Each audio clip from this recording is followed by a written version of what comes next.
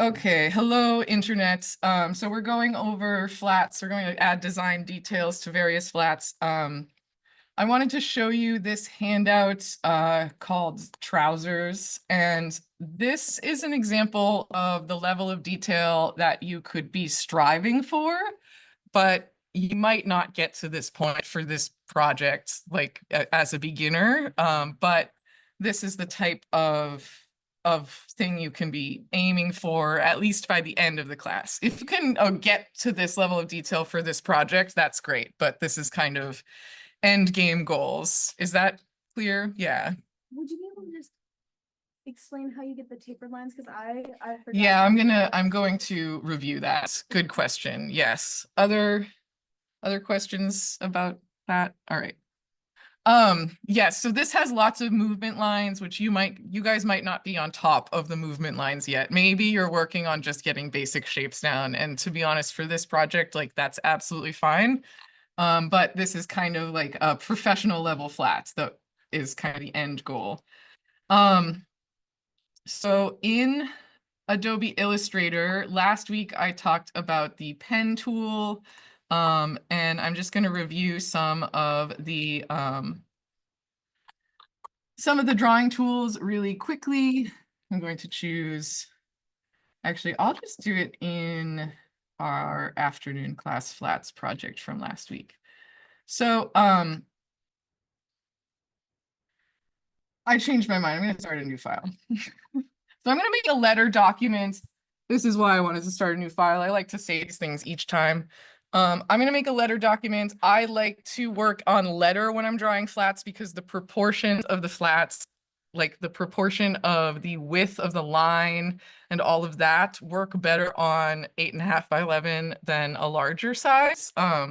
You'd get like a smaller scale line on a larger size, basically. Which is fine. That's not the end of the world, but 8.5 by 11 is like the appropriate dimensions. And we're going to hit create. And then I have downloaded, or I can download my fashion flat. So on last week's class, under week 3, under class 3, the file called library:flat croquis. It has a bunch of croquis in it. So if you wanted to do like a children's wear or whatever, you could use any of these various croquis, but I'm just going to download the basic flat template and I'm going to drag this in. So this is Illustrator, yellow logo program, Illustrator. And I always work on layout workspace when I work in Illustrator. So I went over this pretty hard last week, but just to say it again, when you first turn on Illustrator, there is no properties panel at the top, and it shows you very minimal panels on the right, where all of these other workspace options have better options than this. So I always work on layout because it shows a bunch of panels that are relevant to our processes in this class. And it puts the property panel at the top. You guys clear about that one? Have I harped on about workspaces enough? Okay, so then I'm going to drag out some guides, which means I need to turn on my rulers. So view, rulers, show rulers. You can click and drag on a ruler to get a guide. The horizontal ruler makes a horizontal guide, and the vertical ruler makes a vertical guide. So I'm going to click and drag out a vertical ruler and release it there. And then we need to lock our guides, and we also need to lock this drawing as a template layer. So to lock the guides, we can go to View, Guides, Lock Guides, and mine are apparently already locked. So View Guides, Lock Guides, and then you can't move that guide around by accident. So same thing for this. It's just damn annoying, first off, to accidentally move that when you're trying to draw all the time, but then it actually does affect like the function of our, particularly when I join the anchor points on the front center of the chest, it will basically stop that from working if we don't lock these. So my favorite way to do that is just make a new layer and then double click on the layer that includes your template. So that's our layer 1 right now, and we check off template, and that will dim it and lock it automatically. Now, I think a common problem is that you've started drawing. You've drawn this really beautiful flat on here, and you don't want to delete it. So how do we move things from layer to layer? So we have both of these on one layer right now. So if we locked this, we would lose access to this beautiful flat I just drew. So I can choose to make a new layer. And then this dot on this panel represents everything that is selected on that layer. So this is how you can move things from layer to layer. So I can click and drag on this dot and drag it to the layer I want it to be on. And now that Flintstones dress is on layer 2. Okay, so it's on a separate layer, and we can double click on layer 1 and check off template. So that's how you move things from layer to layer. The little dot represents everything you have selected, and then you can just click and drag that dot to different layers. Okay, you guys know how to move things from layer to layer? Okay, it's this little dot. So I want to go over a couple of the tools. We've got the pen tool. So I went over that last week. So they're in class 2, I think there's a pen tool worksheet that you may want to work on if you're still practicing with the pen tool. With the pen tool, you click to make polygonal straight line shapes. And you come back around to the beginning and you're looking for that O next to your cursor, and then that is going to make a closed shape. So there's no more open shapes in there, it's all closed. You can click and drag with the pen tool to create a curved line. So if I click, I make straight lines. If I click and drag, I drag out handles.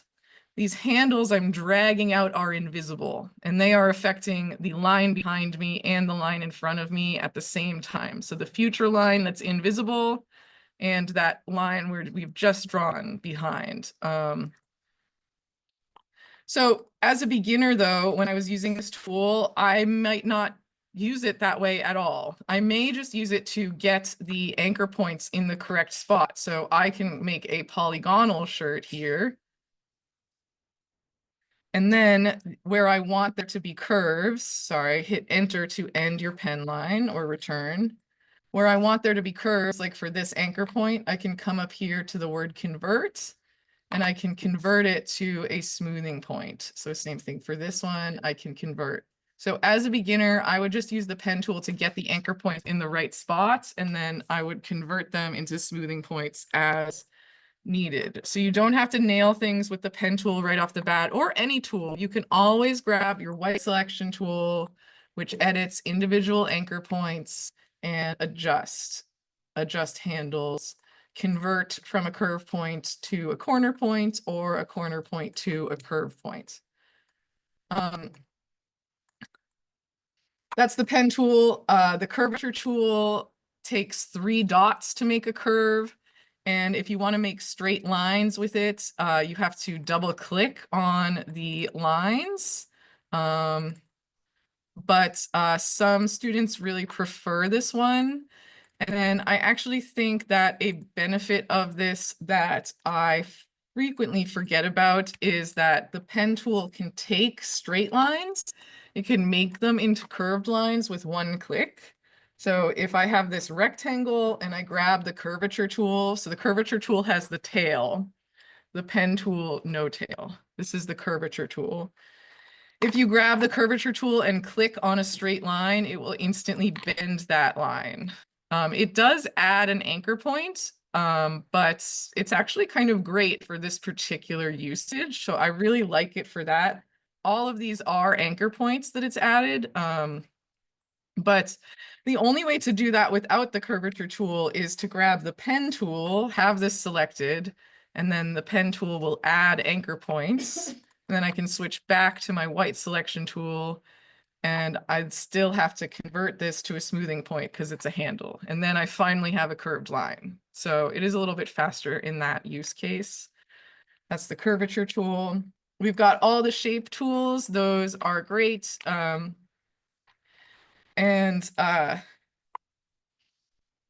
then the other tool that I think is good for drawing flats is the pencil tool, the paintbrush tool, and the blob brush tool are both pretty funky, and I would not recommend them for drawing flats. They're good for other things, but the paintbrush tool like can apply effects, and that's not great. The pencil tool will draw whatever you draw with your mouse, and this is really good if you have like a Wacom tablet or like a touch screen of some kind. Uh, if you double click on some tools, and the pencil tool is one in the toolbar, you double click, you can get this like various menus and settings for the tools. So if I slide the fidelity all the way to accurate and I draw kind of a wavery line, it's going to pick up that waver and add like a bajillion anchor points, where if I slide this slider to smooth and I draw a wavery line, it actually completely straightened it out. So smooth is very helpful. And then I think people think as well with this tool that they need to, that they need to draw the whole thing while they're holding their mouse down or in all one line. And you can continue a line by hovering over an endpoint. So after you get one line good, you can hover over the endpoint, get that slash next to your cursor. That means continue line, and I can extend it. And if I don't like my line, I can hit Command Z and just take another stab at it. So, and then once you get things into like a good point, you can always come back and edit with the white selection tool. So like it interpreted this as a curve point and not a corner point. So I can just adjust that. Pen tool, curvature tool, pencil tool. There's a couple other tools that I have neglected to mention. So that is all of these tools, like the eraser tool and the scissor tool. And there's also a knife tool that is hidden right now. So if you have a solid closed shape and you grab the eraser tool will delete that shape will delete parts of that shape while keeping it a closed shape. There we go. There we go. So this is a nice way to carve up shapes sometimes. If you draw straight through it, it will separate it into two different shapes. That's the eraser tool. You can use it to erase parts of closed shapes. It doesn't work for lines. If I just have a line and I try to grab it with the eraser tool, oh, okay, it does work. But I don't interpret it normally as being designed for that, but it actually did fine. And then what I think of as designed for lines is the scissor tool. So if I have a line here and I grab the scissor tool or hit C on the keyboard for cut, I can cut this line up into pieces. Cut my line into pieces. This is the scissor tool. So that's the difference between the eraser tool, which erases normally closed shapes, I think of it as, and then the scissor tool can cut up lines. And then there's also the knife tool. The knife tool is hidden right now, actually. See, I use the scissor tool to do this as well. I cut either side of that shape. Actually, a bunch of tools are hidden. And if you go to Window, Toolbars, and turn on the Advanced toolbar, more of your tools are going to be available. I think for beginners, keeping it on the basic toolbar is fine, but there are a few more tools under the Advanced toolbar. So it turns into two columns. And now if we click and hold on the scissor tool or the eraser tool, there's also the knife tool underneath. So the knife tool cuts through closed shapes. So now this is two shapes. That's all it really does. It's actually kind of nice if you have like a T-shirt and you want to instantly cut it up into like a color block. You can grab the knife tool and just like slice through the t-shirt, wham, wham, and then you don't have to move it. You can just color them different colors. So that's if you have some nice closed shapes. I think the knife tool is useful. So those are eraser, that's eraser, scissor, and knife tool. Questions on those or any of the drawing tools? So I'm going to draw a t-shirt real quick just to review that, and then I'm going to add a collar and stitch lines to the t-shirts. So I'm going to leave the t-shirt's neckline a little wonky, but I'm clicking and dragging out a anchor point with handles to make a little curve for the neck, and then a straight line for the shoulder. Click and drag out a handle for the armpits, basically, or the armhole. And then click for the side seam. And I'm going to click and drag for the bottom, which, as I discussed last time, I think this is kind of controversial, but I think that it makes the flats more lived in looking. Then I'm going to draw a sleeve. So right now, if you have this shape selected and you accidentally click on it with the pen tool, it will delete anchor points. So that's a common problem, is accidentally deleting anchor points when you're trying to actually start a new line. So you can hold Shift and then it'll start a new line, or you can just make sure that this is deselected. It's not selected before you grab the pen tool. And then it should start a new line. So this sleeve is being filled, and you can see that it leaves a gap here, which is ugly in terms of how I'm trying to get this to fill with color. So I am going to make a closed shape, an ugly closed shape for my sleeve there. And then we are going to utilize Illustrator's stacking function to send this to the back. So remember, we can go to right click, arrange, send to back.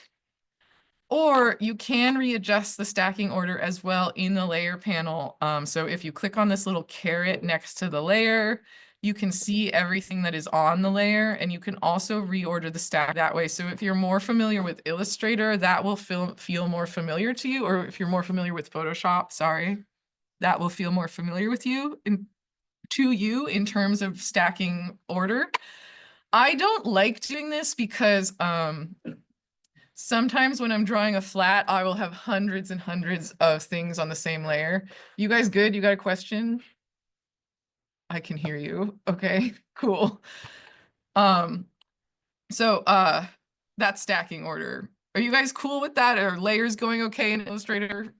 It's happening? All right. So let's flip this, and then I'm going to join the two sides together. Note that I don't have a line down this middle part. That's because it needs to be joined. Yeah. Stripes on it, and like each line is a different section of the layer. Is it bad to like have those all separated out? Not was necessarily. Okay. Like, I don't know 100%. However, it looks good is good, you know? Like, you don't have to do things the exact same way I do them. The goal of this class is to get you comfortable in Illustrator and figure out what works for you, no matter how I do it. And I'm just trying to show you a bunch of different ways to do things. Good question. So how are you guys flipping things? Are you doing right click, transform, reflect? Are you using the reflect tool? Are you going to object, transform, reflect? Johnny, yeah. How are you reflecting your garments? Do you use the reflect tool? Yes. Yes. Boom. All right. So then I try to like line them up, or you can line them up like on top of each other too. But that's fine. That's good. Do I see it here? Okay. So you don't have it on your screen, but are you using the properties panel? Yeah. So this is, I've never done it this way. And then in the last class, they also had me do it this way. They were like, this is how you do it. And this button. I had it usually to this section. You move this. Yeah, this is over here for you. Yeah. And then So that is like, a couple extra steps. That is working. That is like a couple extra steps because if you just select this and then you don't have to copy and paste it, you can go to right-click transform reflect, or you can go to object transform reflect, same thing. Then you can hit copy here, and then you can slide it over. So that saves you a couple keystrokes. Right-click transform reflects. A further couple keystrokes is you have it all selected, and you grab the reflect tool, or you hit O on your keyboard. O, the most symmetrical letter, right? Symmetrical in all directions, and we use it to create symmetry. So you can hit O or find the reflect tool, and then you can Alt or Option click on the center line anywhere, and you can hit copy. And then it automatically flips it over. So any of those ways works, okay? Like literally there's nothing wrong with any of them. Questions on flipping? You guys good with that? Okay.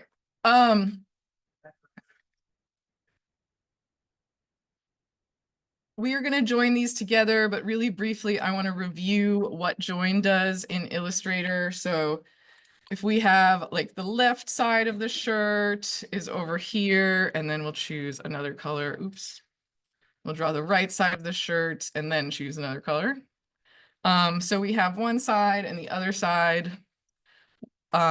If we choose both of these with the black selection tool, remember black selection tool chooses the whole object. And then if you right click and choose join, it's just going to draw a straight line between the two closest points, and it doesn't join the other side. And we want those points to be joined together into one point anyway, so this isn't ideal for us. With the white selection tool, we can click and drag a box around the two anchor points we want to join. And I know these are the only ones selected because they're filled in red, which is the color of my layer. And all the other ones are filled in white. So with only those two selected, you can right click and choose average and hit OK, and then right click and join. If you don't average them first, it'll just draw a straight line between them. So if I have them both selected and I just right click and choose average, if I just right click and choose join, excuse me, it just draws a straight line between them. So if that's what you want, that's great. But in our case, we want to average and then join. So right click average, okay. Right click join. And then I can choose convert up here at the top. And this is how we eliminate the butt shape in our necklines. You have this selected and we can choose convert, and that converts it from a corner point, which could have a butts going on, to a smooth point. And then down here, these are still not connected. So we would also have to right click average and right click join them. And now that is a whole nice closed shape. You can't join corner, like you can't join anything but an end point. So if I've accidentally closed my shape, and this is a common problem as well. So can you see how now these guys have black lines on the inside? Like there's a vector here on this line here, and it's not an empty, it's not empty like that. If I try to join these two points together now, it gets mad at me. It says these are invalid objects. So if you get this error message, it's normally, there could be other reasons why, but it's normally that you're trying to join 2 points that aren't endpoints. You can delete this. I don't have to delete the whole shape and start over. You can delete just one line. You have to have nothing selected, and then you have to confidently hover over this to where it says path and click once, and then hit delete on your keyboard. So that pink wording is the smart guides. So if you can't see that, you have to turn smart guides on, and then you can click on any line segments and hit delete, and it will delete just that line segment. Even though it looks like it's going to delete the whole shape because it doesn't give you any indication that just that line segment is selected, it will delete just that line segment. So you can do that, and then you would be able to right click average and right click join.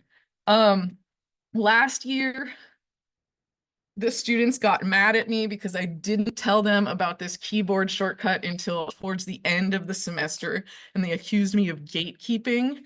And I'm not a gatekeeper, so I'm going to share it with you. I just don't use this keyboard shortcut in my personal practice. So if you want to do the average and join, right-click average, right-click join, you can do that all with one handful of a keystroke. So let me double check the keystroke to make sure I get it right. Yes, okay. So if you hold Shift, Alt or Option, and then Command or probably Control if you're on a PC. So on a Mac, I'm just going to say the Mac version.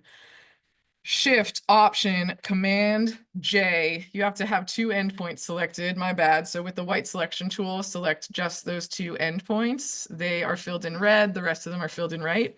And then Shift, Option, Command, J, and it automatically averages and joins those together into one anchor point. I don't like this keyboard shortcut because it just requires too many damn fingers. 4 fingers is too much of an ask for me. And also getting my hand off of the mouse while I'm working to hit a J on the right side of the keyboard is like a huge ask. So that's why I don't use it, but that is an option. Shift, Option, Command, and J. Yes. The bucket tool in my toolbar. Where? In Illustrator, Yeah. we're going to get there. I'm going to do that later. Paint bucket tool works a little bit differently than in Photoshop, so it requires like a whole, I need to address it. So I've slid these together, and now basically, even though I know that these two anchor points are right on top of each other, I still prefer to right click and choose average so I can make sure they're right on top of each other.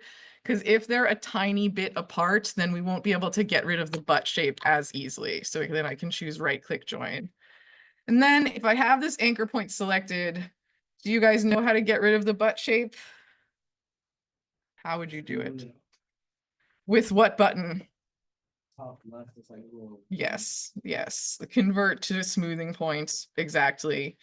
So same thing for the bottom here. These are still two separate anchor points. So I'd select those both. I'm starting from outside the shape to click and drag my little selection box. If you start from inside the shape, you'll move the whole shape if it has a fill on it. So starting from the bottom in this case, and then right click. Or should we'll try the keyboard shortcut. Normally I do right click average, right click join, but let's try Shift, Option, Command, and J. So now that they're 1 point. And then the other class did say, like, you can just do this, like you can just raise these these handles, and that works, but that's actually several more clicks than just clicking the smoothing point up here. I'm trying to save you your clicks. Yeah. Canvas, like the size of it, say if we wanted to add like more cookies to it. With the artboard tool, which is here in the tool panel, or I used to teach this tool more frequently, but I actually think that maybe the artboard panel is more useful. Sorry. So that's near your layer panel normally. And you can hit plus on this and get another page. Is that cool? So on your artboard panel, this plus. If you want it saved as like one JPEG, you probably do need to use the artboard tool because here you can like expand that way. What do you prefer? The first way. It's up to you. It doesn't matter because you can just submit multiple pages if you want, or you can submit one page. At this point, I'm going to get into layout next week, but for this submission, it really doesn't matter how you're exporting them. I'll see them as long as you get them in there. Other questions? You mind telling me again how to make it editable? I think you go to file, save, and then save as. And then save it as the Illustrator file. So if I'm going to save on my computer, for example, I would just make sure that it's the .ai file. PDFs, Adobe PDF actually are editable again. If you save it as a PDF, it will also be editable. But the AI one is like the Illustrator editable one. Yeah, so you want to save it as that. to be able to open it up and edit again, and then save it as like a PDF for submission, or you can go to File, Export, Export As, and export it as a JPEG for submission. But I'm gonna get, well, next week I'll talk more about layout and stuff. You could just screenshot for this project for submissions. Okay, other questions? So we've made a beautiful shirt and it's joined on both sides. I'm gonna add stitch lines to this. So I need my stroke panel out to add stitch lines. So I'm gonna find my stroke panel and I'm gonna pop it out so we can really inspect it here. My stroke panel has a bunch of options on it, but sometimes when you open the stroke panel, it looks like this, like there's only the weight on it. And they hide all the juicy options under there. So you have to click on this little 3 dots or 3 lines and choose show option. I've actually learned recently that this is called a hamburger button because it's like a bun, it's like 2 buns and a patty, the 3 lines. And I was like, I'm just gonna keep calling it the 3 lines, but that's what it's called. And now we have multiple options under here. So I'm gonna draw an example line. So there's my line. And let's zoom in on it, I guess. So for this project, or for flats, the formula for a dash or for a stitch line is we make a dashed line, we give it a 2-point dash and a 2-point gap. It's mad at me. Okay, it's mad at me. Normally I also type 2 in there. All right, yes, there it goes. So a 2-point dash and a 2-point gap, and then a round cap. So where it says cap, I'm choosing this middle option. And when I click that, these rectangular dashes are going to turn into kind of more oval shaped dashes. This is supposed to represent the thread going into and coming out of the fabric on a stitch line. And I have had students say before, like, but there's no gap in between the stitches on like a sewing machine stitch line. And this isn't a representation of how it looks IRL. This is the language of fashion flats. So that is how we represent a stitch line in a fashion flat. Yes. That being No paintbrush tool, only pencil tool because of that. on how you make it so it smooths it out. Double click on the tool over here and then slide the fidelity all the way to smooth. Good question.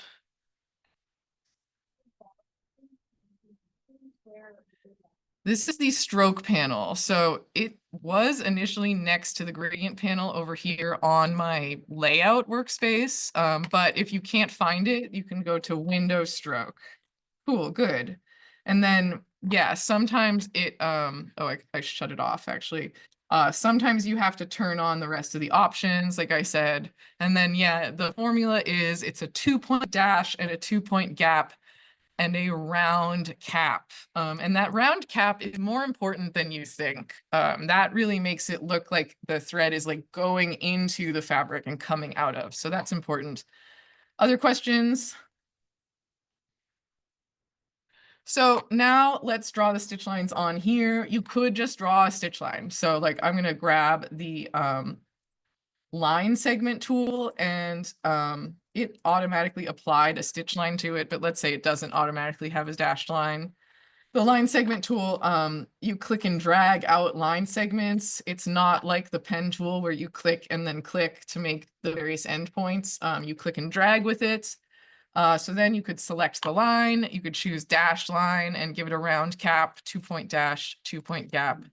And then that is our stitch line. Like 90% of t-shirts nowadays have 2 stitch lines visible on a hem. So later on, we're going to learn to make a brush where these 2 stitch lines can be applied to just one vector. But for now, for beginners, I think it's fine to just copy and paste that and place it above. So that is called a cover stitch on a t-shirt, and it's stretchy still, and that's why they use a cover stitch. So then we can reflect that over to the other side. We'll do that in a second. For this bottom curve, it would be kind of annoying to try to draw that again exactly like this. So instead, we can copy and paste these line segments. So you guys were kind of getting into important stuff here. So if you could observe, when you have the white selection tool out and you select an anchor point, you copy and paste the anchor point itself and the line segment to either side of it. You can also copy and paste just a line segment if you click on that. Okay, so if I choose this center anchor point, I can copy and paste it. It's good practice to remove the fill from your stitch lines. Otherwise, if you don't remove the fill and you go to change the color of this, then you end up having to also change the color of your stitch lines, and it's a big hassle. So it's good practice to make sure that your fill is on, I feel like this looks weird. Yeah, your fill is on Ghostbusters, so no fill on your stitch lines. And then we can get it in place. And we can choose our stroke panel, give it a dashed line, 2-point dash, 2-point gap, and that round cap. And then we could copy and paste it to get a second one and line that up as such. When I talk about like one of the grading things in the rubric is craftsmanship. A lot of the times when you copy and paste line segments like this one happens to line up really well, but a lot of the times like the edges will be sticking out like this kind of. And when I discuss craftsmanship, I'm talking about like you've paid attention, your stitch lines don't overhang the edge of the fabric. So bringing those back in, making sure none of your stitch lines are like hanging out in space. And then we can reflect this, this as well. So I'm going to hit O, and I'm going to Alt click anywhere on the center line and hit copy, and it's flipped over there. Do you guys understand the difference between like a stitch line, which is like for top stitching, and like a seam? Can anyone define the difference between those? Yeah. Stitch line is to like hem it and a seam is to connect two fabrics. Exactly. And so in a flat, a seam is represented by a black solid line. So this is a seam. These are top stitching, and in this case, they're being used to hem, but your t-shirts might have top stitching on the shoulder. And so then you would do something like you would copy and paste this line segment and apply the stitch line to it, and like that could be right there. What we're not doing though, a common mistake is you've drawn a t-shirt. I'm just going to draw a really rough t-shirt. It's so good. I love it. So you've drawn a t-shirt and it's filled in and it's solid. And then you draw this line on top. And then a lot of students end up making this into a dashed stitch line, and that is not realistic because those would be two pieces of fabric butting and not just a top stitched seam. You guys see the difference between this, which is a seam that has top stitching, and this, which is just kind of maybe decorative top stitching in the middle of a sleeve. All right. Questions? Okay. We're gonna make the back. First, I'm gonna make the back and add it to the front, which is something that I feel like I neglected to talk about last week. So we are going to raise the neckline on this, and I'm gonna fill this with 50% gray.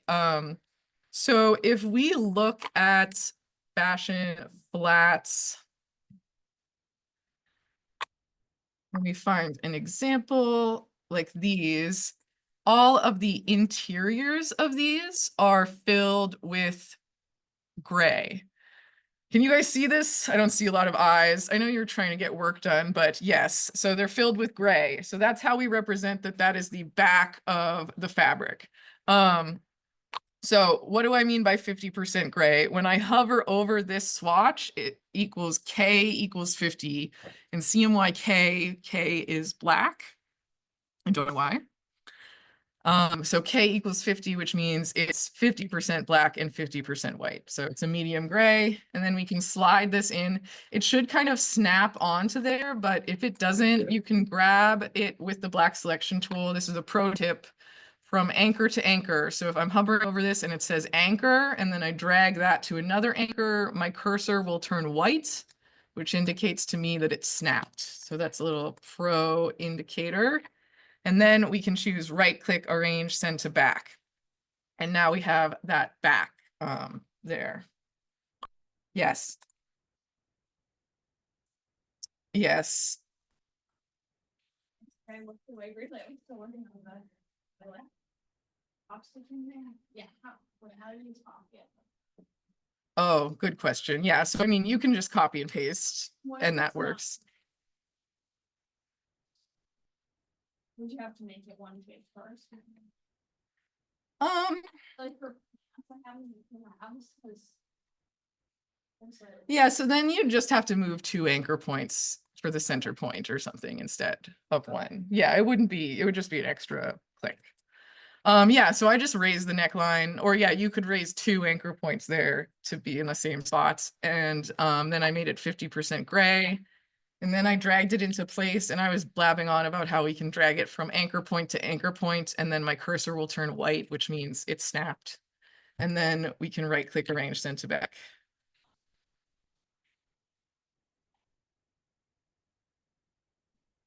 Yes, with the live paint bucket tool, which I'm going to go over in a minute, you could do it that way.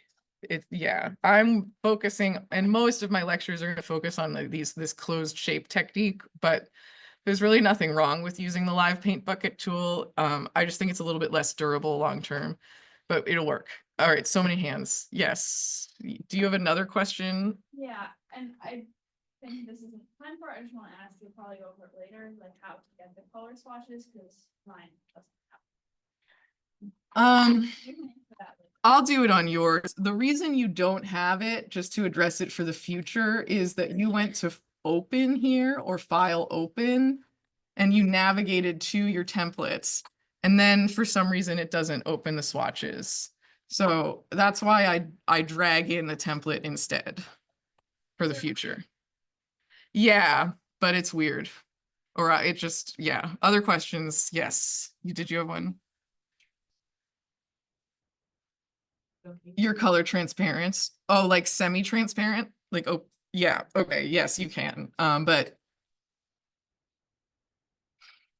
it's a little bit like we could talk about it one-on-one if you wanted to get more in depth than this, but the most basic way to do it is to select a shape and then come up here to the word opacity and lower the opacity. The problem with that is that it also lowers the opacity of the stroke and not just the fill, which is sometimes like, see how now this isn't solid black anymore. So there is a way around that I'll get to eventually. And if you needed it, we could do that next class or something. I could walk you through how to do it. But for now, that's the most basic way. Yes. Our top stitching lines don't always have to be double lined. Right? No, only on like a knit if you knew it was going to be a cover stitch. Good question. And like some garments I talked about, I haven't talked about this to you guys before. Some garments are not going to have necessarily maybe any top stitching if it's a bodice that's completely faced, so it's completely lined. All of those hems might be finished by just using the lining, basically. So you kind of have to think about how the garment is constructed when it's coming to top stitching, like where do you need it? It does add a lot of detail. I think it generally looks pretty good on most garments. Other questions?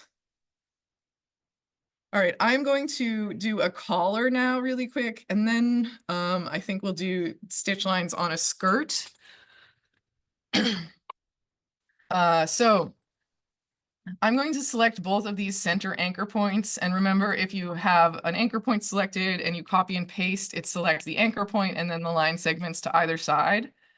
So I'm going to select both of these center anchor points and go to Edit, Copy, or Command C, and then I'm going to choose Edit Paste in Front, which is going to paste it exactly in the same spot, or you can do Command F. So paste in front. And then I'm going to use my arrow keys to raise them directly up in the air.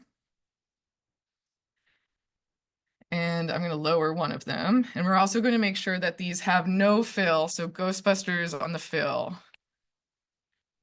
And then I'm going to use a new function.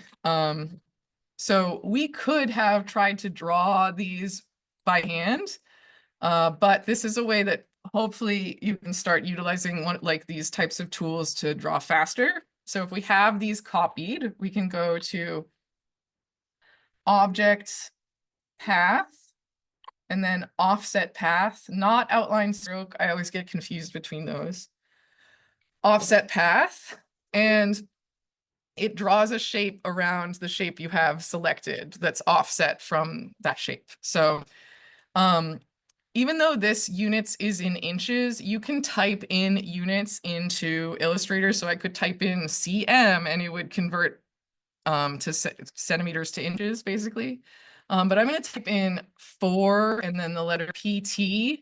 And I know that this is a good distance for this. And then I can toggle preview on and off to see it. So that has made that little shape around that curve. So I can hit OK, and we can do the same thing on this one. Object, path, offset path. And this line was pretty straight, so that basically just drew a rectangle. But if your back was curved more, it would be more relevant. And then just these outside shapes are going to become our collars. So I can use my arrow keys to lower that down. The arrow keys nudge things a specific amount every click, basically. So when I move these back down with the arrow keys, because I moved them up with the arrow keys, we can get them like exactly centered around that collar line, basically. And then I'm going to use my white selection tool to adjust these anchor points. So they look like they're wrapping around the garments. And I don't love how that one looks, but I think it will be fine for now, I guess. So we can select those and fill them in white or whatever. And then you may need to rearrange them, like this one might be on the front. Right, and you would have to select, in this case, I'll select the back garment, the back shape, and also the collar, and right-click Arrange Send to Back. And then to make, some collars have top stitching on them, so if you wanted to do something like that, you could copy and paste that line segment, make sure it has no fill, and then give it a dashed line, 2-point dash, 2-point gap, and a round cap. And then you could adjust the endpoints. So to make the back view, we can copy and paste this whole thing. And I feel like I missed, you asked how am I copying so quickly, or I think you did. If you hold Alt while you click and drag, and then I actually also hold Shift so it moves exactly to the right, that's how you copy quickly. So if you hold Alt while you click and drag, you can copy really quickly. Alt or Option on Macs. So for the back view, I am going to delete this front panel. I'm going to delete the front collar. And then I'm going to send these sleeves to back. And I'm going to raise this stitch line. Maybe I'll use my arrow keys. And then we'll just adjust the color. And there we have the back view. So you just normally, unless the back is like really, really different from the front, normally you adapt the back from the front. Someone in the last class pointed out that you're even doing this when you're hand drawing flats, you're tracing the shape of the front view and then adapting that into the back view. Yeah. Is it normal or like, should we have two hemlines on stuff like pockets as well? Or is it just sleeves? and, like, It's the ends of it's skirts? only yeah, it's only normally it's only hems on a knit garment. I did want to point out with that offset tool, I like to give this example is if I have a back jeans pocket like this is the on the back of your pants. I can use object path, offset path, and I can put in a negative number. So I can type in -3 points. And then if I toggle preview on and off, you'll see that it's drawn a line inside that shape. And I can hit OK, and I can make this into a stitch line. And then you have an instant top stitching that's the shape of your pocket. What was that? Can you go over that just one more time? Because I missed one of the steps. You can select any shape and then go to object path, offset path. And in this case, I typed in -0.3 or -3 points, sorry, 3 and then PT. And it drew that line on the inside. And then that's basically that's our stitch line. Or that's one way to get a stitch line. Sorry, I'm asking It's okay. Should stitch lines pockets? I don't know. I'm thinking about like specifically like overalls pocket. Would it go all the way to the edge of the seam? Probably. Yeah. I would look at a real pair of overalls and then draw it. I am kind of simplifying here because I would like lower this, but really you probably do want like lines here. Like this should go all the way to the top because that's sewn onto the garment. And then this top stitching is just where it's folded over to finish the hem of the pocket. I do recommend that you look at real examples of the garments and that you look at examples of flats that are like your garments, maybe even more importantly, because like a collared shirt is quite difficult to draw. So I would, if I needed a collared shirt, I might just grab an image of a collared shirt flat that I like and pop it into Illustrator and trace over the collar and then adjust. And that's totally fine at this point for you to be tracing, especially bits and pieces, because you're learning how to draw these things. So collared shirts can look quite different. So this one has little lines that like go up and then taper out into the collar, where this one has lines that go up and this is like a solid piece that is the collar. So either of those are acceptable. It just depends on what you want. Another thing that beginners have trouble with is fashion flat hoods.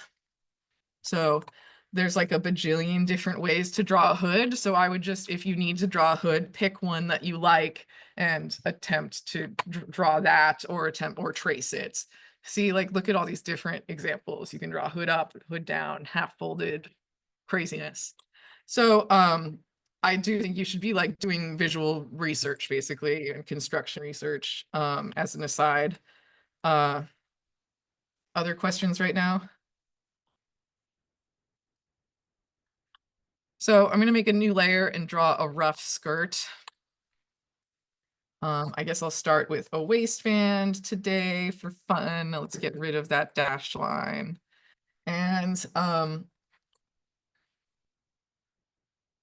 holding shift so it didn't delete my anchor points. I'm drawing this with a pen tool. I could reflect this and join it at this point, but I'm just going to eyeball it because that's fine for this purpose. And we'll close the shape.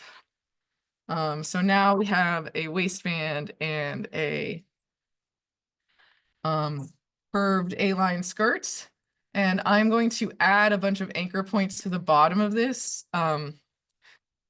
Some students in the first class were saying that they were having trouble like getting things like ruffles and things to work in Illustrator. Like they didn't like drawing with the pen tool and their mouse. And I don't really think you have to draw ruffles like right the first time. Like you can draw a curved line like this And then I'm grabbing my pen tool, and this is already selected. So the pen tool is automatically going to add anchor points. I'm going to add a random number of anchor points to either side.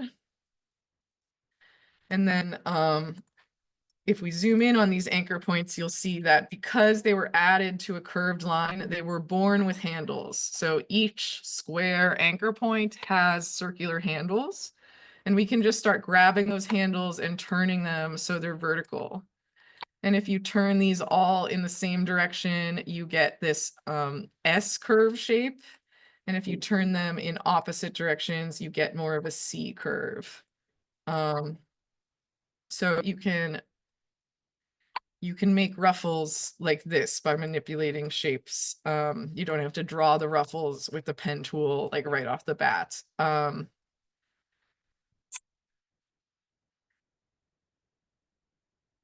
So from there, I did this last class, but I'll review. We clicked and dragged with my line segment tool up from the bottom. And we make them all different heights.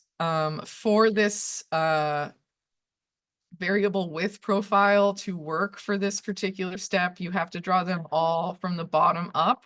I'll draw one from the top down as an example of why we draw them all in the same direction. And after you've drawn them, you can select them all. So you can either hold shift and select one at a time, and that works fine. Or you can select the whole skirt and this. And if you hold shift, it will also deselect what you click on. So now I only have these selected, only have my line selected and not my skirts. And I can come up to the variable width profile box up here where it says uniform, and I can choose taper this width profile 4, which tapers from big to little. And we're using that one because this line is like connected to the edge of the fabric. So normally we use this one when a line is like touching the edge and coming in from the edge of the fabric. So then all of these taper from thick to thin all the way up, except for this one that we drew from the top down, which is doing the opposite. So that's why you draw them all in the same direction. And we could just rotate this one though. It's not the end of the world. So that's that. And then I'm going to add a hem to the bottom of this skirt. So if there's a couple ways to do this. Number one, by a hem, I mean, I'm going to add top stitching to the bottom. Number one, you can individually select each of the anchor points on this bottom line, and I'm holding shift and I'm selecting all of these anchor points. And then you can copy and paste these anchor points. So select, select, select, and then Command C and Command V, or edit, copy, edit, paste. And now we have this line, and we would just remove the fill from it and make it into a dashed line, 2-point dash, 2-point gap, and a round cap. So that's one way of grabbing that line. The other way is to copy and paste this whole shape. And then we can just delete these 2 top anchor points in this case. So you can also just delete the parts of a shape that you don't need to get a hemline, basically. And that's maybe a little bit faster. And then, yeah, we remove the fill, dash line, 2-point dash, 2-point gap, and round cap. And then I'm going to slide this back into place. This is one where it definitely goes out beyond the edge of the fabric. So that's something that like I want you to watch out for. Like good craftsmanship would mean like your stitch lines were on the inside of the fabric. So number one, we're going to bring those in with the white selection tool.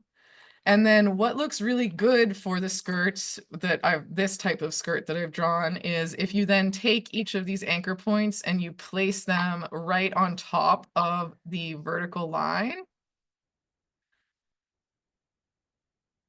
It just looks like really nice and 3-dimensional. Sometimes things don't want to snap. Like I'm having trouble getting this to snap to this line. And I could zoom in on that and then it would have less trouble snapping. But my main strategy for that is I just move it the heck out of the way. Okay, so we're gonna move this damn thing over here. And then when I come back and pop it into place, it snaps to the right line. So Have you guys had trouble with snap, or do you like it? Do you know how to turn it on and off? I forget.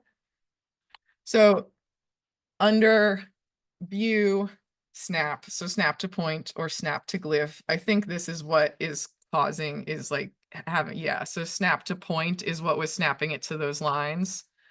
So it's nice to know how to turn those on and off, but more often, instead of turning it off, if it's giving me trouble, I'll just move that damn thing out of the way and then I move it back into place. Okay, so that's my main strategy for that. And then we can move this in. So that's a hemline on the skirt. Movement lines in general. Let me go to the pants that we drew last class.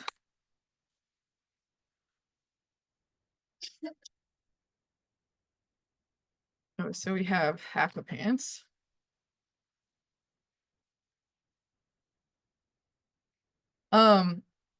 Any movement line you draw, I normally draw them with the pencil tool, and again, the pencil tool, not the paintbrush tool. And then I normally just like give them a little squiggle. You know, maybe this is smoothing too much actually.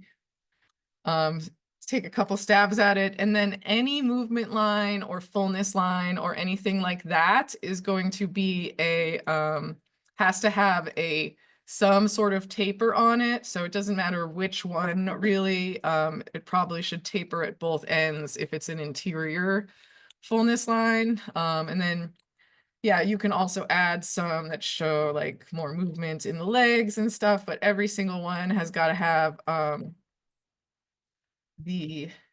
some sort of taper on it to indicate that it's not a seam.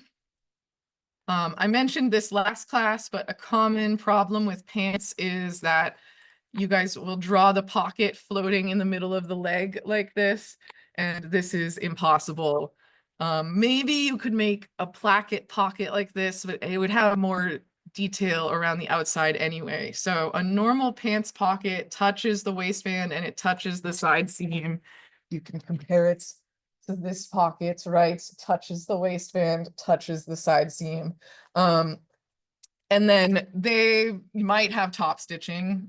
So we could copy and paste that line and make it have a dashed line around cap. And then we'd have to just adjust those ends. So yeah, no floating pockets ideally.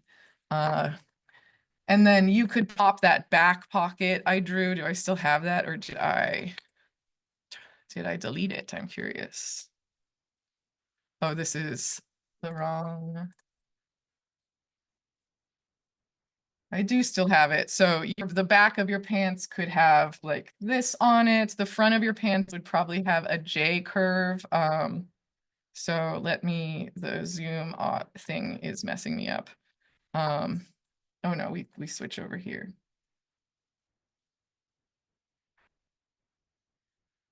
Okay, so we'll save that. So for the back view, we would probably delete this front piece, delete the button, solid waistband in the back, and then we could pop these on there if you wanted. And the front view, a lot of pants, like dress pants, don't always have this, but a lot of pants have a J curve. So we can draw that, and that is normally top stitching, so we can fill that in with a dashed line and a round cap. So look at real clothes and attempt to copy every single stitch line from the real clothes. And if you're making up clothes, just do your best to think about the construction of them and all of that good stuff. So they could also have a bit of a hem on them as well. But this is going towards finished. Normally I add a bigger movement line on the butt than I have on the front crotch. So I might add like more of a moment there and just make sure it's tapered. All right, questions on flats? I guess also for the skirt back really quick, moving back to this other garment. Skirt packs, it just depends on how complicated things are. In some cases, you may end up just doing like a straight line down from here. And that can represent an invisible zipper, no dash on it though. So that would be like how you get into it. And some students like to draw a little nubbin to represent the pull of the zipper. So they do like that type shape. And that represents the pull of the zipper. Or maybe it would be up there. I don't know. So that might be all you need for the back of the skirt. I don't know. Depends on the skirt. Yes. Doing tapered lines again. So you have a line selected, in any line. Have it selected, and then up here where it says uniform, this is your variable width profile panel. And you can choose whatever one you want, whatever one looks good to you. Other questions?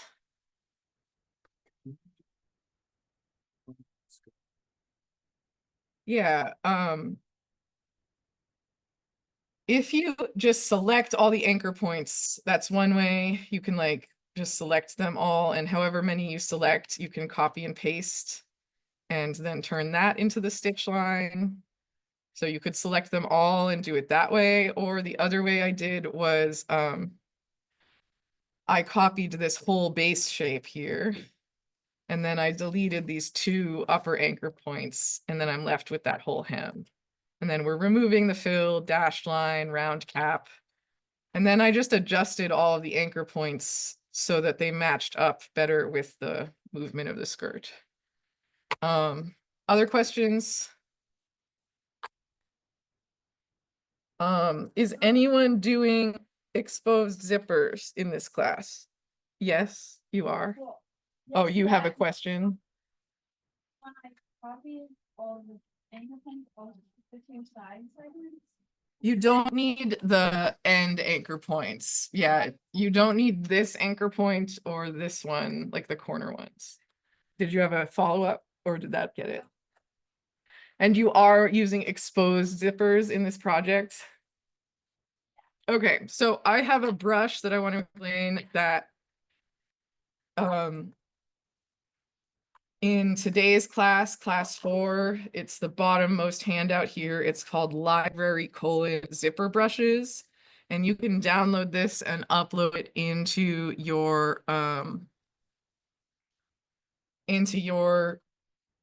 Illustrator file. So if we click on it, it will automatically download, and it's a .ai file, but if you open up that Illustrator file, it'll pretty much just look blank. There's nothing in there.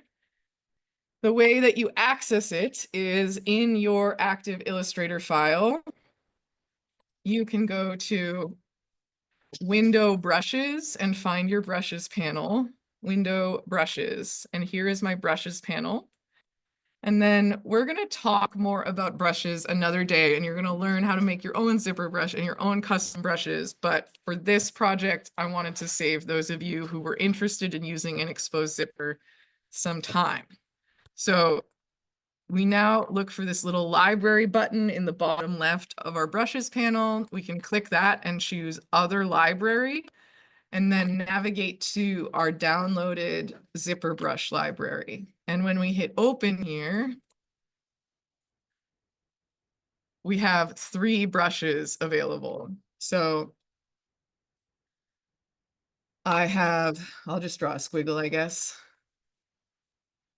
We have a brush that's closed zipper teeth, a brush that is the left side of the zipper teeth, and a brush that is the right side of the zipper teeth.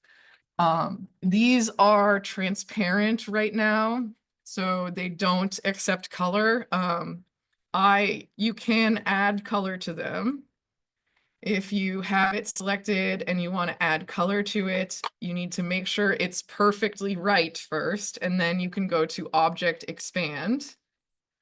And it expands this brush into a bunch of individual teeth. And then from there, you can fill it with color, just like a normal vector. So if I wanted to draw like a half open hoodie, I would need 3 lines. Let me make a new layer. I would need a line for the center front. I would need a line for the top left and the top right. And so this center front line is going to get the teeth that are closed, and then these will get the other opposite teeth. And you can make these smaller. So this looks huge on this proportionally, and you can make it smaller in the stroke panel. You can lower the weight. And then if I wanted to fill it with color, I would go to Object, Expand Appearance, and then you can fill it with color like a normal vector.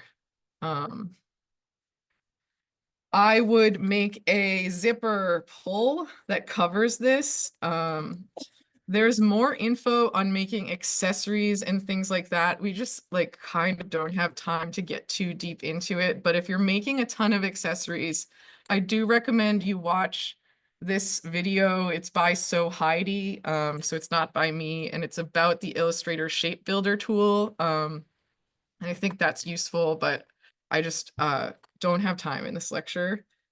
But we can draw a simple zipper pull by using rectangles and rounded rectangles.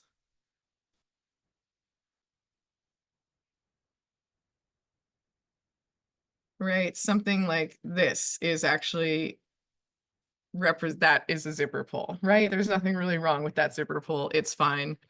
So I could scale this down. I drew it huge, but I could scale it down so it is the appropriate size for the zipper. And then it covers up that awkward moments. And you would physically have to have a zipper pull there anyway, so it's not just about that. I would group this together though, right click and group. Just as an aside, group does not join things into one vector. That's a common mistake for beginners, is they think group is like the same thing as join, and those are not the same thing. Groups just, it's for convenience for moving things around. And join, they actually become one vector. Questions on that? That's all, yeah. That's part of the zipper part. These, Close zipper pull. yes, so I'll do it in the zipper in today's class, class 4, library : zipper pulls. You download that bad boy, and then you go into your, let's pretend we haven't loaded it in already. You go into your Illustrator file and you find your brushes panels. You got to go to Window, Brushes. And I already have it out, but here it is. And then this little button in the lower left-hand corner, you choose Other Library at the bottom, and then navigate to that download, Zipper Brush Library, and hit Open. And then there they are, and you can just apply them to any shape you draw. Bam, bam, bam. If you want to color them though, you have to go to Object. You have to make sure they're good first, like you don't want to change anything about them. Maybe you want to lower the stroke or whatever, and then you can go to Object, Expand Appearance, and then you can fill it with color. But you can't fill it with color before that. It's actually a problem with this brush that I made, but it worked for now. Did that help? Okay, yes. Select individual line segments to do the whole uniform thing too, but it keeps not letting me do that. Okay, we might have to troubleshoot after lecture if that's okay. Other questions? Okay, Kelsey, I don't draw closed shapes. My flats, they look like a bunch of individual lines that have assembled together into a garment. That's fine.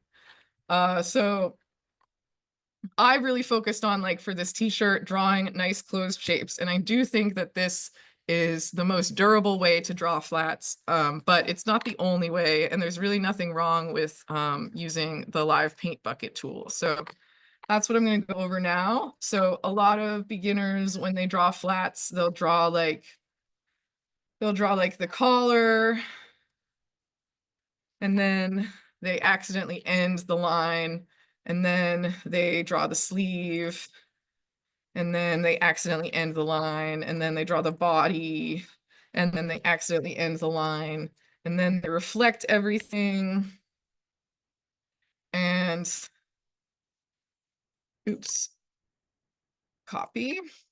And maybe you've drawn this with no fill in it, and you actually think it looks pretty good. And so when you go to put color in it, you're sad because you fill it with color and it has a big hole in the middle because it's a bunch of individual shapes. Okay, this is not a big deal. We're going to use the live paint bucket tool to attack this. So there should be no fill on it for the live paint bucket tool.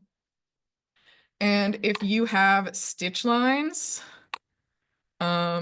it's best not to include the stitch lines in your selection when you go to use the live paint bucket tool. It will eliminate brushes with effects, and it also adds more complexity to the live paint bucket shape. So I would just prefer that you choose everything but your stitch lines or everything but your details. You're going to choose basically the minimum amount of lines that you can to make a closed shape. So in this case, we can choose all of the outside. For added interest, I will add some color blocking to this. So I'm just grabbing this tool and I'm drawing straight lines across this. And like, I want these to be filled with all different colors. Okay. Again, we're going to select everything that's relevant to where we want color. So I'm going to make sure I have the whole outside and all of my interior lines, but not my stitch lines. And then some more rules about the paint bucket tool. I've already said don't include your stitch lines when you make your selection. Number 2 is don't do this until you're done with your flat, because this is going to become a live paint bucket object, which acts a little bit differently than normal vectors. It's like recoverable if you do need to edit it, but ideally this is your last step. Okay, so don't select your stitch lines. This is your last step. And then the third rule is save a backup file of your work at this point, because this live paint bucket tool could mess things up. So it's just like worth saving a line. It's really easy to use. All that sounds intimidating, but if you remember those rules, you do it last, you save beforehand, it's going to be great. So we've selected everything but our stitch lines, and then I'm going to find the live paint bucket tool, which if you have the advanced toolbar out, lives under the shape builder tool, or you can hit K on your keyboard. And I don't have a clever saying for why it's K. That is my initial. I don't know if that helps, but K is the live paint bucket tool. So you can click that. And then when I click on this, it says click to make a live paint group.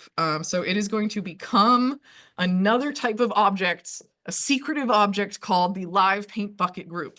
So for comparison's sake, I will actually copy and paste this so we can compare. And then we select this, except not the stitch lines. And we can grab the live paint bucket tool, and we're going to click once on it to make it a live paint bucket group. And now when I hover over it, you can see that the different little segments of this shirt are actually highlighted. And if I choose a color, I can fill all of these segments in like a coloring book. Okay. So we've lost sight of our stitch lines, but that's not the end of the world. We can just select it and right click, arrange, send to back, and there are our stitch lines. So when we made it into the live paint bucket group, it reordered some stuff. Notice this looks beautiful, but when I select it, it has like weird selection marks around it. Like these handles are now filled in with stars. Instead, normally they're just like white handles. That's just indicating that it's a live paint bucket group object. So you can edit a live paint bucket group, but if you mess with it too much, it can break the fill. Like if I adjust that or this, it will like fill in, it'll lose the fill in those sections. And it just doesn't really act, it's like easy to break and doesn't act like a normal live paint bucket shape. You can, or it doesn't act like a normal shape, basically. At this point, if this was your flat and like you were ready to print, there, you don't have to do this next step. This looks great. But if we wanted to turn this back into vectors, we can go to Object, Expand Appearance. And this is now, it's claiming it's technically just vectors, but if I ungroup this, you'll see that it's made vectors for, ungroup it once more, I guess. It's made vectors for, oh, it didn't actually work. That's why. Object, expand. Okay. Ungroup. My demo is okay, there we go. It has made separate vectors for all of the lines and then all of the interior shapes. So it's just a little weird. Like that's just a lot of vectors that it's added to your work. So just keep that in mind that ideally you're using this like as a coloring book after you've completed the black outlines of your coloring book. Yeah. Or, so, This little guy. It does look like the paint bucket from Photoshop. So it lives underneath the shape builder tool. So the tool on top looks like that, like two circles. And you do also have to have the advanced toolbar out for it to be here. Does your toolbar have two columns or only one column? So go to Window, Toolbars, Advanced, and it'll be there. Oops. Underneath the shape builder tool. Or you can just hit K and that'll bring out that tool. So you would like select your shape. This would be the process. You select your shape, except don't select the stitch lines, ideally. And then grab your live paint bucket tool or hit K on your keyboard and then click to make it a live paint group. And then you can fill. Okay, so that's the live paint group. And I still want to talk about putting stuff on it. Did you find it or no? You have to have the shape selected first and then switch to the live paint bucket tool and then click once on the shape to make it a live paint bucket and then you can fill. Okay.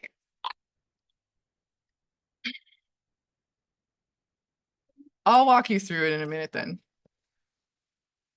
Other questions about the live paint bucket tool? How many of you see yourself needing that? Okay. Like Kelsey. Oh, Now, yes, that's it. Other questions? All right. Yeah, there's nothing wrong with using the live paint bucket tool. Just keep in mind that after you make it into a live paint bucket, it's going to be a little weird. Okay. Graphics on t-shirts. Really quick. Number one, if you have a PNG or if you've gone into Photoshop and you have removed the background from an image, you can just plop that on your shirt in Illustrator. That's absolutely fine. So this is a PNG. You know, you got to be careful about secretly not PNGs on the internet, fake PNGs. But something like this would be totally fine. If you want it to be an all over color, there's two ways of doing that, or an all over texture. So let's search for a brocade. Swatch. Let's grab this. I don't know, this looks gross. But I guess it doesn't matter. So right click copy and then paste it in here and then scale it down to the size you want it to work at. So there's two ways you can make a clipping mask, or you can define this as a pattern. And I'm going to review all of this later, but I want to touch on it so that if you are ambitious enough to get pattern into your flats, you have the capability. I'm recording this, so it's going to be on my course's Moodle later. So a clipping mask works if you have a shape on top. I'll just draw a random shape for demo purposes. The shape on top clips the shape to this becomes the clipping mask of this shape.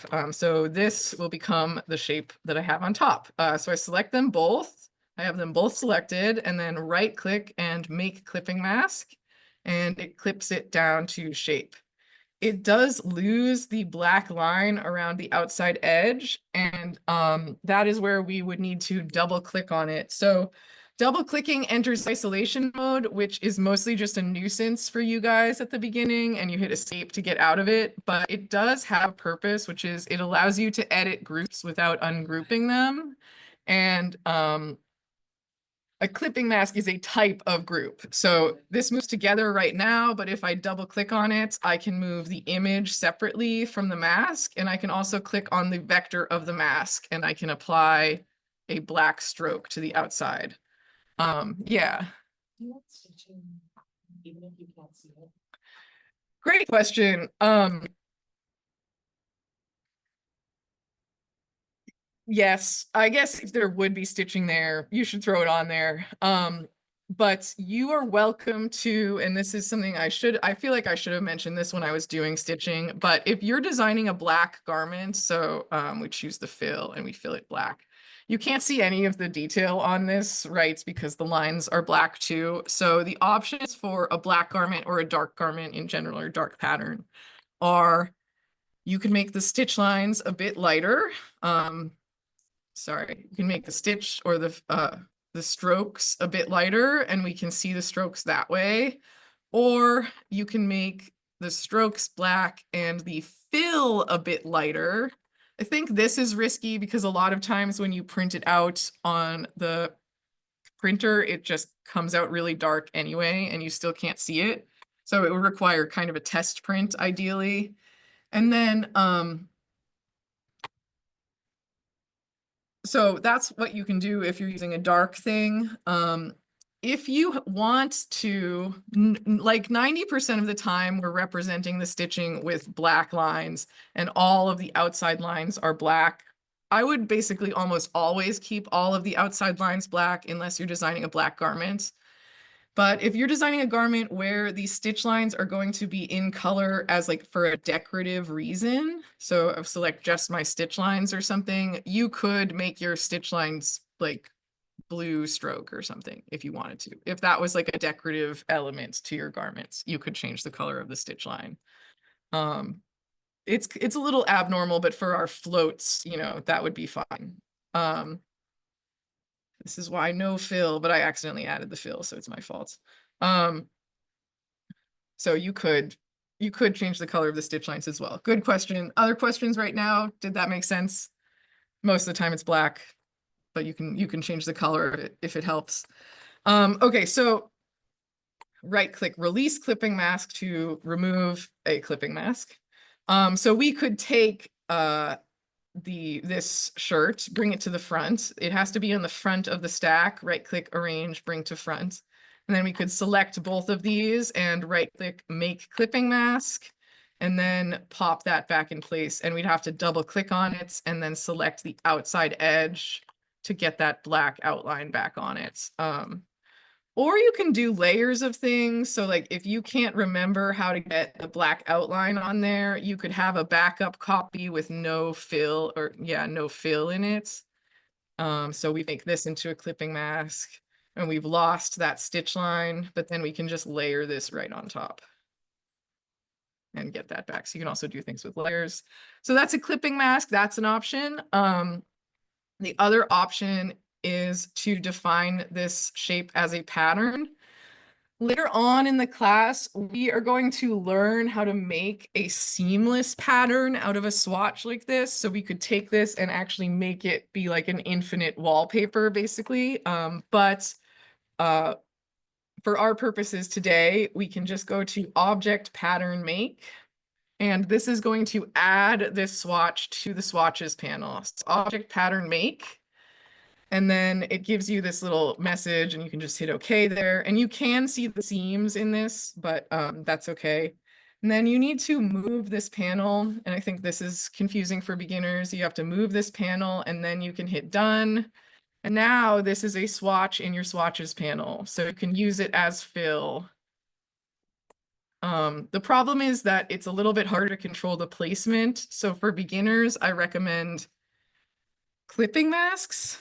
But I wanted to show the pattern option because if you're doing the live paint bucket group instead of the other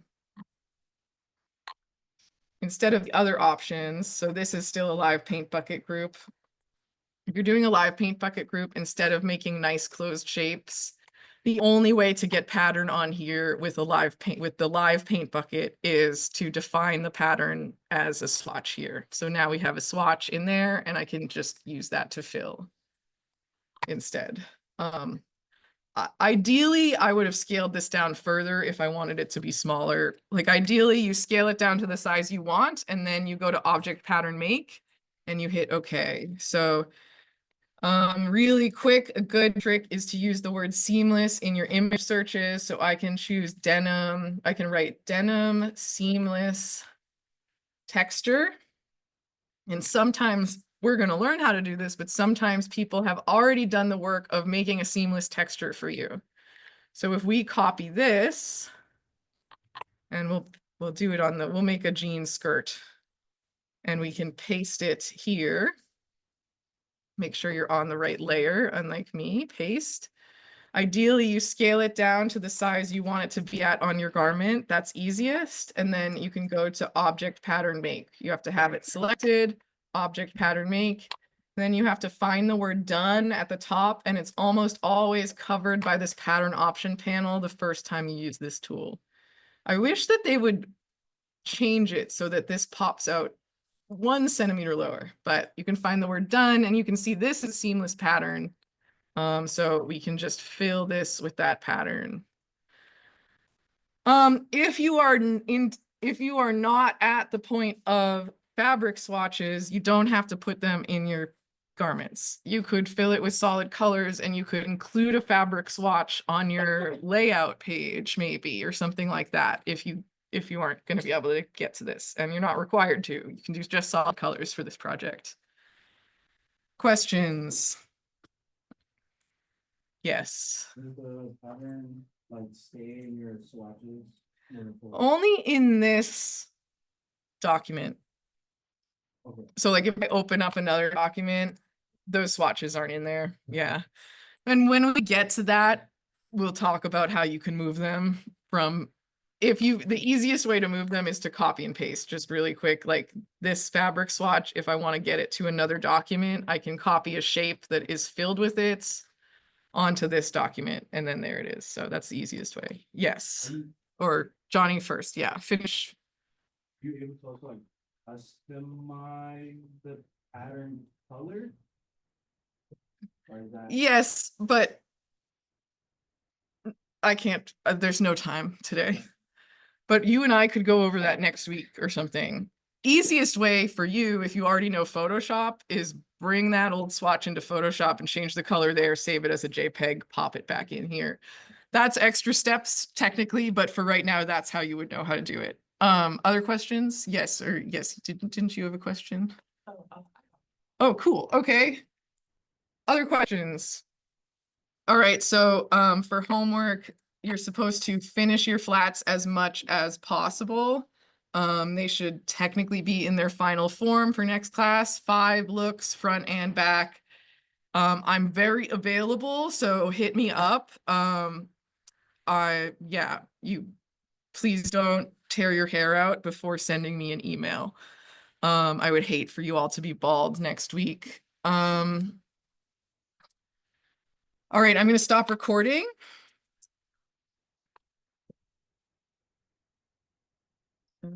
How do I stop recording?